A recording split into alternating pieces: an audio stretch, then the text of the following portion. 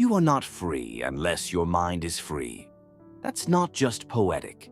That's Epictetus, a man who was born a slave, beaten in chains, and still lived freer than most people ever will. He said, "You can chain my body, but you cannot touch my mind. Let that guide what you say, what you do. What you believe is holding you back, it's probably not real. Because if someone in slavery could find peace, purpose, and clarity, what excuse do we really have?" I think Epictetus is the most underrated philosopher of all time. He had no wealth, no political power. He wasn't an emperor like Marcus, but he had something far rarer: complete self-possession. He lived what he taught, every word, every day. And he only had one focus: mastering the only thing in your control, yourself. There's this story I love. A Roman officer once threatened to cut off Epictetus's leg. Epictetus looked at him calmly and said, "Go ahead, but if you do, you'll ruin a perfectly good leg." And when the soldier snapped it anyway, Epictetus didn't scream or plead or curse. He just said, "Told you so." That's not weakness. That's strength at a level most people can't even comprehend. You are not your body. You are not your status. You are not what happens to you. You are only what you choose to do with it. That's what Epictetus taught, and it's what modern people need more than ever. You think you're stuck in a job, in a toxic relationship, in a body you don't love.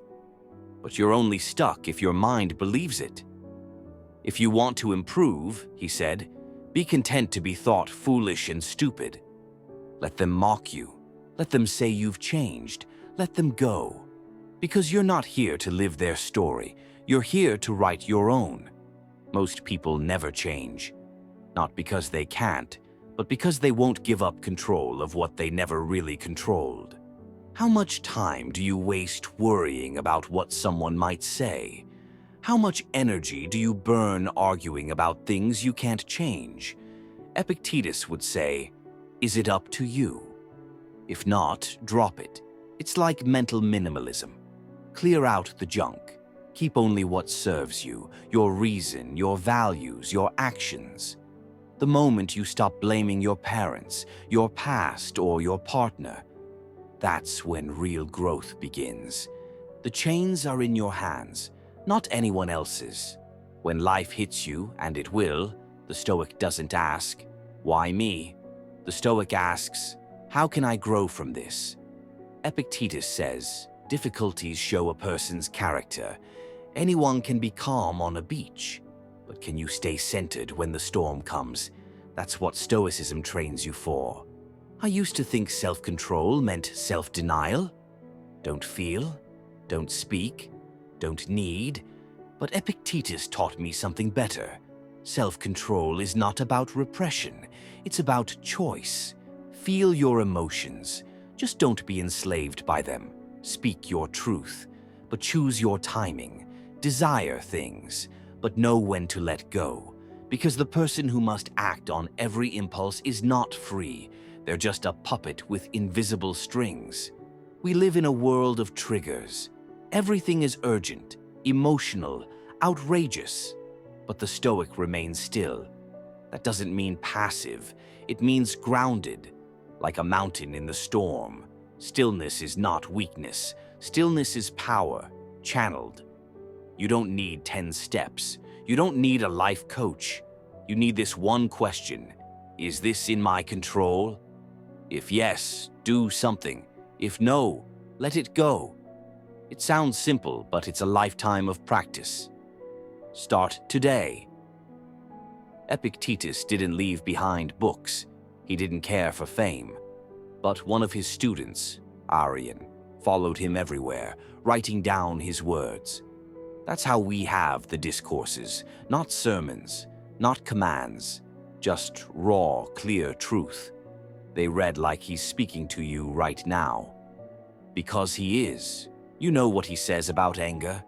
He says anger is a form of weakness. It's the ego screaming, "Why won't the world obey me?"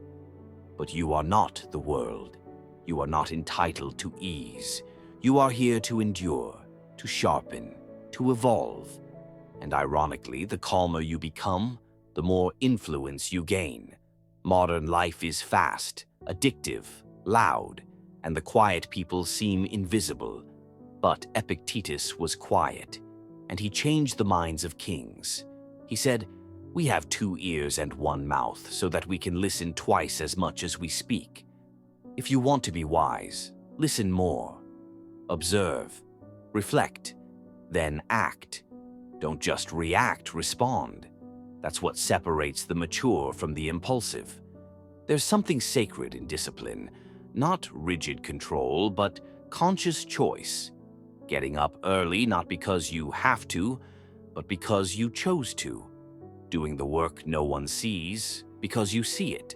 Saying no to temporary pleasure because you're building permanent strength.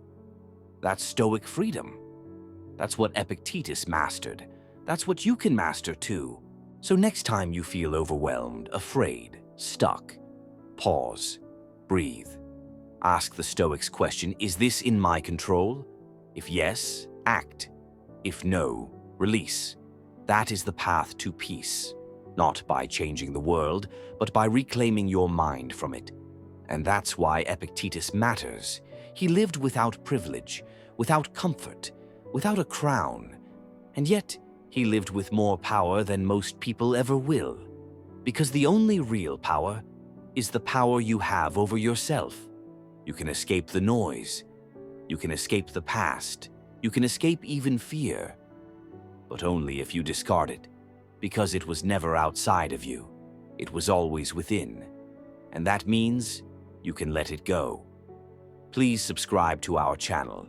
You're the reason we keep creating, growing, and moving forward. Thank you for watching.